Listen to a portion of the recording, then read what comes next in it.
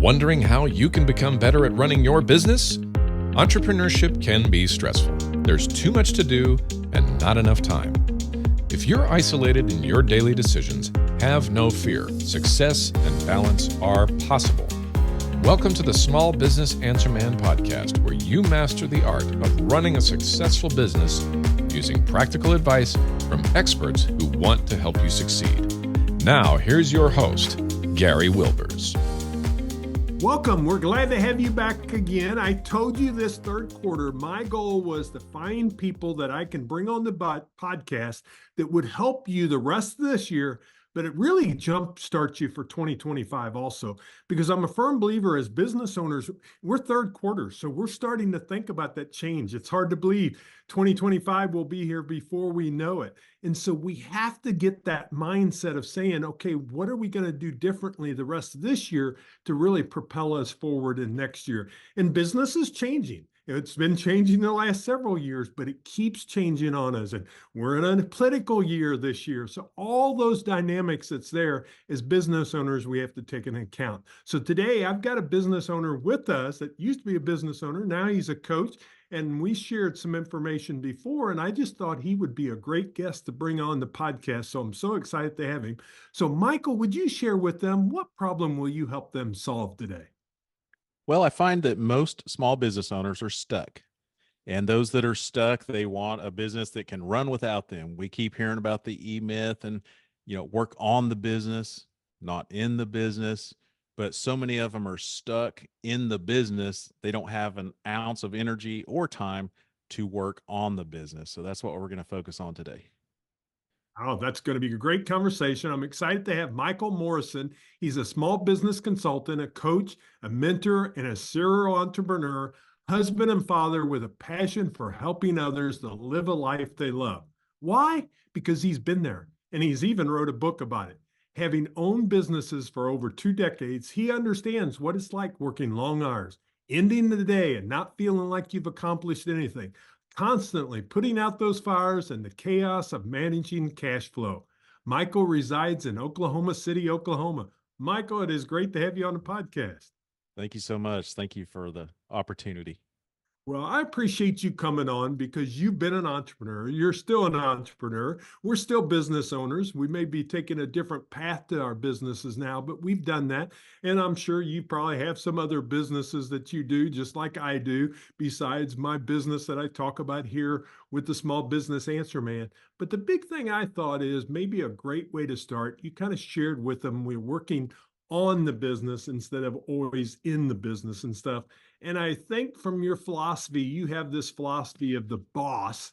And if you could share with us kind of how that could help us be more successful thinking of business owners, because we're all the boss, right? Right. Right. Well, and the term boss doesn't have a good rap with it anymore, right? We're not supposed to be the boss. We're supposed to be the leader. Well, at the end of the day, you're still the boss. You own this thing, so you better be the boss as well. And so we try to bring a fresh idea to what the boss of a business looks like. And so BOSS stands for Business Ownership Simplified for Success. And this was created years ago. I've been coaching for over a decade, owned businesses for well over 2 decades. And this company evolved out of my journey as an entrepreneur. So what we're doing with BOSS is we're not just coaching, we're not just business loans, we're not just resources. We are a stepping stone of my journey in entrepreneurship. Of when I started my first business, I was like everybody else. I didn't know what I didn't know. It wasn't until I got a coach that actually catapulted me to the next level. Once I got a coach, I needed money.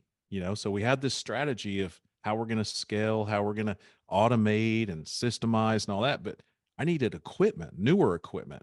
And so I couldn't get money. I went from bank to bank, filled out their applications, wait 4, 6, 8 weeks, underwriting. We need this one more document. I'd get them the document. Nope, not approved. So I'd have to go to another. Well, it delayed me for at least a year and a half before I actually got a $50,000 loan. And to me, that was a big deal. I really needed about 500,000, but I only got 50,000. So we added small business loans to Boss. The next thing I needed was, okay, I need a right-hand person. I need an external brain, somebody that can think like me, that can execute like me. So I got an assistant. So our next thing is virtual admin assistants virtually. So we're just going to keep those milestones that I hit, and then I'd get stuck. What was that? What did I need? And so we're building this business to offer those resources.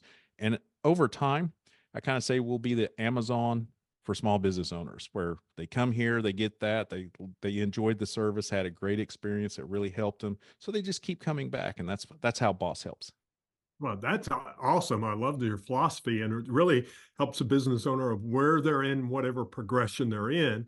And you know some of them because you've experienced them. So you've got some of them in place now. And I'm sure if they come with one that you've not thought of and it's a recurring thing, then you're creating it. And that's again, being that entrepreneur, always Yeah. thinking, always kind of outside of the box. And I wasn't going to ask you this, but I think we need to ask it because so many people, you're a coach, I'm a coach, and, I talk to business owners, but I know, and I have no percentages or numbers. I don't know that side of it, but I'm a belief that every business owner should have a coach.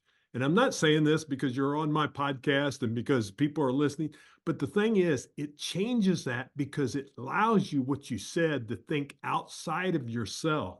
Because otherwise, we get too closed in, and that's some of my philosophy. And I don't want to give all mine, but I want to hear from your side of it. What you've either seen from clients, what you've seen, you've already shared some personally, how experience where it really made you where you create a new level for yourself and your company.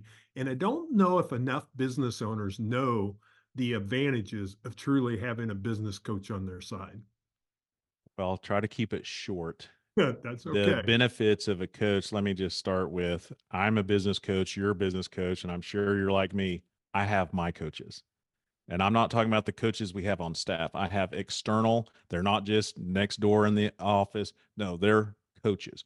I have an accountability coach to keep me on track, keep me on pace, because we all need accountability. I also have a business coach, so I have several coaches for different facets of my life. The benefits of a coach is they can keep you steered in the right direction, because a lot of us zigzag, especially as business owners. I find that so many entrepreneurs, we're all visionaries.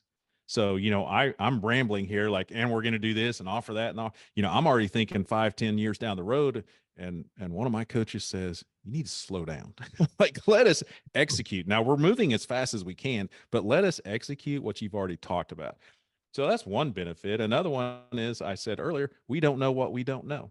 The reason I have a business coach, I know why I have an accountability coach. The reason I have a business coach is because this coach has been 10 light years ahead of where I've been. So I don't know what I don't know, so they're kind of steering me in that direction. A coach can also be a sounding board. My wife in one of my businesses, she was our lead sales director. We had about 80 plus employees. She worked at the business, but she didn't want to hear about the entrepreneur side. It didn't make sense to her. She's more of the employee team mindset. I'm the visionary. And so we couldn't even connect. She wasn't a sounding board for me when it came to the business stuff. And so there's a lot of benefits for coaches. Those are just a few. Yeah, I appreciate you sharing that because I think it's so important. And what I'm trying to tell you is people that's listening to the podcast, it can be Michael, it can be myself, it can be somebody else in the network. Get somebody you're comfortable working with that talks your language, that you understand. But I'm telling you, go get yourself a business coach. And I'm just going to make that plug because I think it's so important. And I guarantee you, whatever you're paying, your return on investment will be there. And Yeah, you can't even your put a number. number on that part. And I do want to share this because everybody's a coach these days, right? I share this with entrepreneurs, whether it's you or me or neither one of us, at least make sure you're a fit with that coach. Make sure that coach has owned businesses before. There are too many business coaches out there that have never owned a business and they're teaching from a book or something like that. You can't run a business from a book. Books are great little nuggets. They help us along, but there's nothing like someone that's walked in your shoes before that can get it and get you where you want to go. Yeah, they know the struggles. They've had the employees. They know Yeah. those challenges, and they know every day's a rat race and the challenge of finding that time. I agree with you totally. Well, let's go a different route here. Let's talk about sales a little bit, Michael, if you don't mind. And that's a challenge to grow a small business. And if you want to take it to that next level, sales is one of those areas that we've really got to understand, not only marketing, but we have to understand sales because that brings the revenue in for our companies. Do you have any strategies that you could share with our listeners, some of your concepts and beliefs that you have about sales? Yeah. For a lot of small business owners, I'm either preaching to the choir or I'm reminding the choir or I'm teaching them something they've never heard of. And it all starts with the basics. You got to know where you're trying to go. You got to know what you offer, and you have to truly understand your target market. And I'm not just saying 50-year-old men. No, what do these 50-year-old men do? Where do they hang out? How do they speak? What's their behavioral traits? How do they react to things? I mean, I'm talking deep dive demographics and then geographics. That's where you start. The second thing is a CRM. Now, many small business owners, we know that we were supposed to create a buyer's persona, which is identifying your target market. We know that, but we also knew, this is aging me, 20, 30 years ago, to back up our hard drive, right? And then we'd get that blue screen and we're like, dang, I knew I should have backed up my hard drive, but I didn't. So you lost all that information. So some of this is just good reminders for those business owners that haven't done these basics. Quit wondering why you're not selling. This is why. You've got to hit the basics. You got to know where your people are that you're trying to sell to, and then record them into a CRM. It can start with a spreadsheet. It can be an Excel. It doesn't. You don't have to go. I had one client that came to us, and they just went all in on this one software that does everything. And I'm like, no. They spent thousands of dollars, paid the annual fee to get the savings. And I'm like, that is way too robust. You're going to spend more time trying to figure that out than you are using it. And then secondly, you're going to find out that you didn't need everything it does that you already paid for. So start with the basic, just the tracking. A CRM basically is, if a prospect calls you today, they're interested and they say, yeah, let me think about it. Well, life happens and you forget about that person a week or two or three down the road. That person's long gone. Versus a CRM, you can track it. This is when I talk to them. This is the conversation. This is when they said to call, or you can set reminders in them to notify you in 48 hours to reach back out. It's just a tracker to help you keep better time. And then as far as the next steps, I say a sales playbook. And if you don't have a sales playbook, just start with a basic playbook. Identifies your demographic, your ideal target market. What are some of the basic pitches or the bullet points or things that you offer, the solutions that you offer, so that you can follow a system. And when you follow that system, if you get, 30, 45 days down the road and you haven't made one sale, well, let's tweak it. Let's change something in there. But if you're not following a consistent system, you don't know what's working or why it's not. And so those are kind of some basic things. Yeah, I think those are important things, though. And sometimes we take for granted the smaller things are sometimes the most important things of how do we do it? A CRM allows you, maybe if you don't make a sale at that time, what do you get to do? You can then follow up with them, and email marketing, especially if you're creating your own email, it's free, Yeah. Takes a little bit of time to create it, but once you create it, but you could have somebody else take that has that creative side and stay in touch with them. That's one thing I've been really hitting. And everybody wants to say email is dead now. How many people still look at their email every day, though? Yeah. I'm not saying they'll always click on your email and look at it, but if you grab their attention, or if they're in that pain at that moment and you have the right comment there, guess what they're going to do? They're going to click on that and look at it, and you're going to be that person. So really realize that becomes a big key as you're looking at it, because sales drives our business. We have to drive revenue. And I think that's the one thing, getting business owners to realize that no matter how good a widget you make, if you don't sell any, you're not going to make any money. Right. Yeah, absolutely. Well, let's take a short commercial break, and we'll be right back after this message.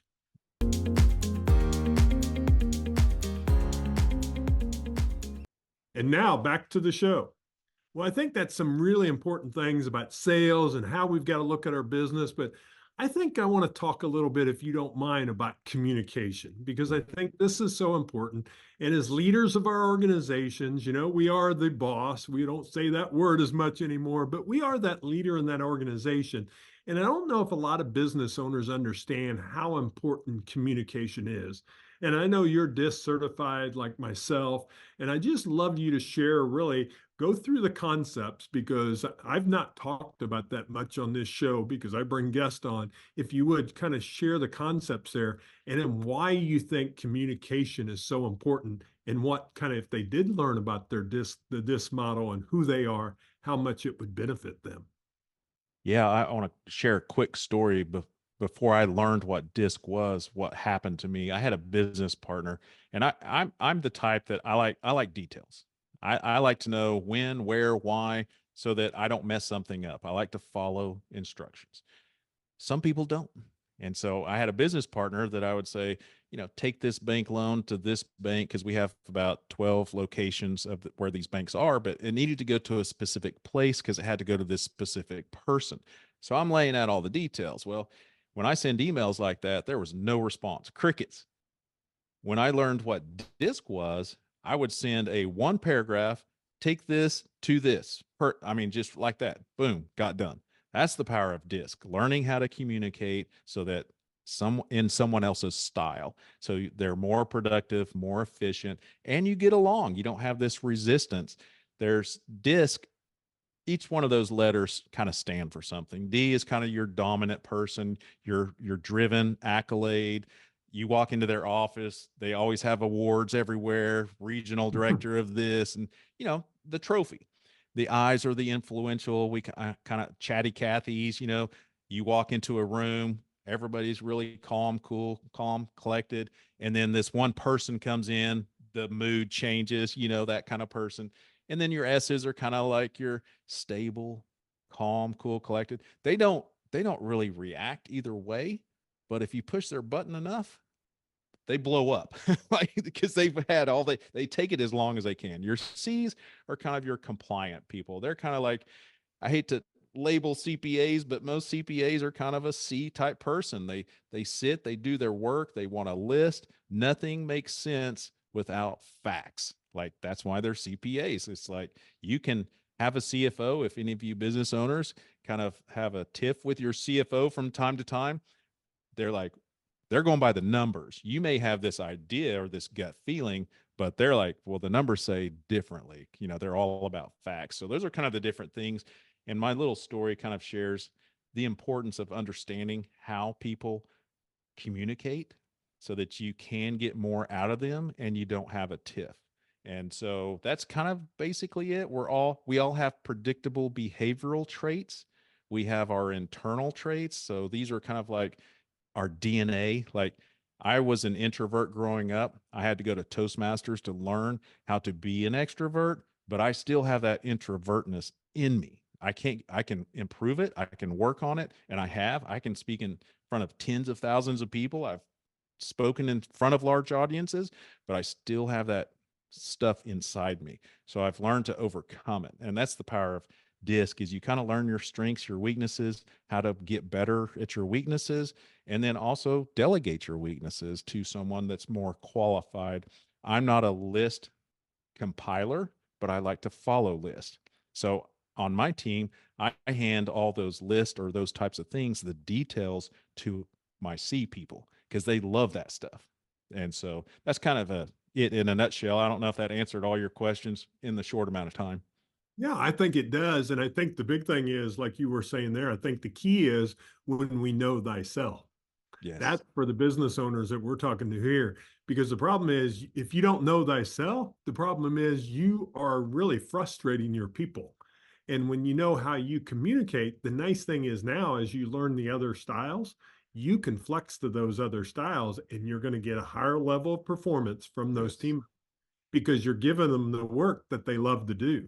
And that becomes a real key. And I think that's something I learned that's early on. It was really my self-awareness myself that probably benefit me more than anything, and realizing those benefits. As leaders, that's important, especially when we're leading organizations, because we make the difference. We kind of carry our weather sometimes on our sleeve, and if we don't understand how we're affecting everyone else, it really makes a big difference in their business. It does. And you've heard the saying, most people have the right person on the right bus and the right seat. The only way you can do that is to understand their behavioral trait. I have another client that they were getting a little slow.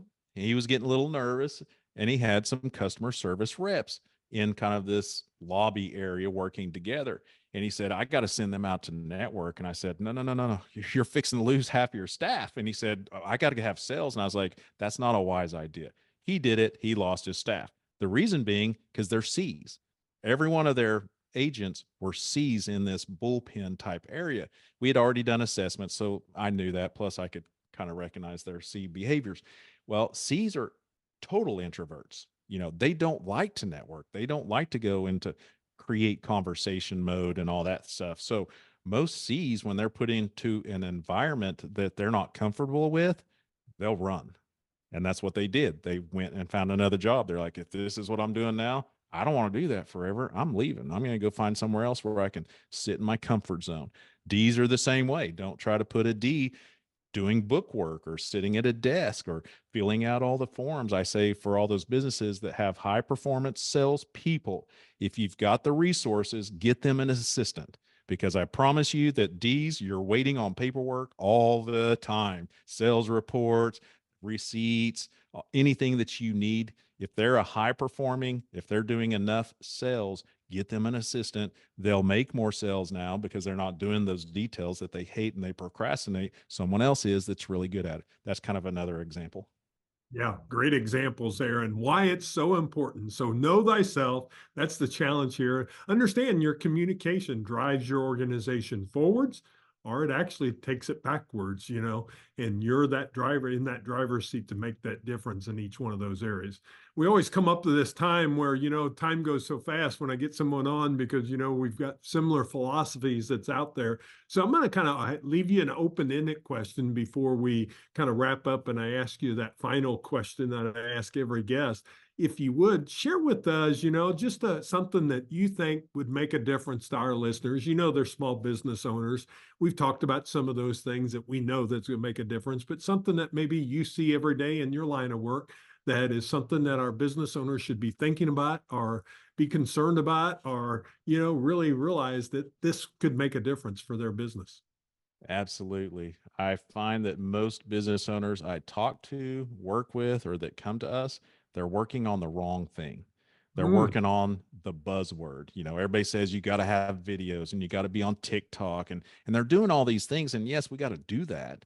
But that's like long-term strategy. Like no one's going to call you today because they saw a TikTok, your first TikTok video. It's possible. One out of a million might call, but overall, you got to build that. Do things that you need to be doing. For instance, learn to delegate. So we have a delegation quadrant workbook. It helps you understand what you're really good at, what you're okay at, and then what you're horrible at, what you hate. Because I know a human behavior is the things that we hate that we're not good at, but they have to be done. We're going to procrastinate. And most of the time that's taxes or accounting, QuickBooks, invoicing. Can't tell you how many small business owners have a stack. They're out of cash, but they have about 20 invoices they haven't sent out from 2 weeks ago, so they're just procrastinating. And so learning to delegate, which is basically a form of time management, and then learning what to delegate. I'm a big believer in automate, delegate, or eliminate. Yeah, some great philosophies there. And I tell you, if you can become a better delegator, you're going to see, number one, you're going to enjoy your business so much more. Oh yeah. That becomes the real key. And that's really why we're doing this, is we should be able to enjoy that. We should be able to do the things we truly are within our scope our fear thing we're the best at, that unique ability. I call it, Dan Sullivan uses that term. And I think it's that when you're doing that, you're going to not get burnt out. You're not going to get overwhelmed. You're not going to get stressed because you're doing the things that you enjoy. And you can truly do that if you put the time and effort in. Michael, I appreciate you being on the podcast, but before I let you go, I always ask this guest this question. What would be your best advice you would give the business owners? Woo, that's a good one. Because we're signing off. I just go back to the go slow to go fast. Do the necessities that need to be done. Quit putting it off, because those are the things that's probably holding you back. Great advice there, So keep that in mind as you're looking at business owners, as you're trying to make some of those changes. That becomes the key this third quarter and fourth quarter. What are you doing? Set yourself up for success the rest of this year. We've given some great things that you can really think about. And Michael, you can reach out to him. It's michaeldmorrison.com. We'll have it in show notes so you can check that out. Michael, anything you want to share with them about your website or information that they can get from you? So the michaeldmorrison.com is my personal coaching business. Boss is business ownership simplified.com. That's where they can find the small business loans that they can get an answer to within 24, 48 hours, and the resources, online courses, and the rest of the stuff I was talking about. Yep. And you can check him out. He's on LinkedIn, YouTube, Facebook, Instagram. We're going to have all that in show notes available to you too. So please check it out. The big thing I want to stress, and that's what I really try to do this podcast. I do it to serve the others. And Michael has a podcast too, as we do this because we want business owners to succeed. I truly believe, and I know we are the backbone of the economy. In large companies, when things get tough, what do? 10% of the workforce is cut down. And guess what? They're out the door. Or 20%, whatever the number is. What are these small business owners? They suck it up and they figure out, how can I keep those people and keep them employed and stuff. And we need more small business owners. I hate seeing all the consolidation. That's where we get terrible customer service. But we've got to do our work. And a lot of challenge for the small business owner. Sometimes they don't want to change. If you've been in business 20 years, you get kind of resistant to change. Guess what? The world is changing.